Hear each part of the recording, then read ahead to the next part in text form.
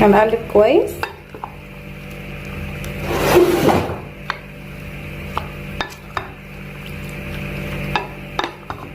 هندخل التتبيله في السمك كله.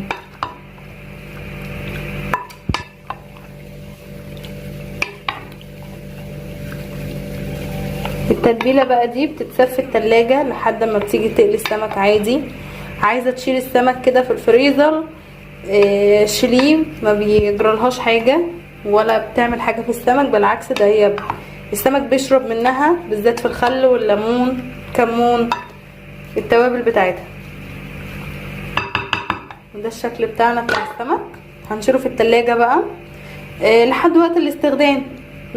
استخدمته النهارده، استخدمته في اي وقت، شلته في الفريزر، مش هتخسر معايا في اي حاجه.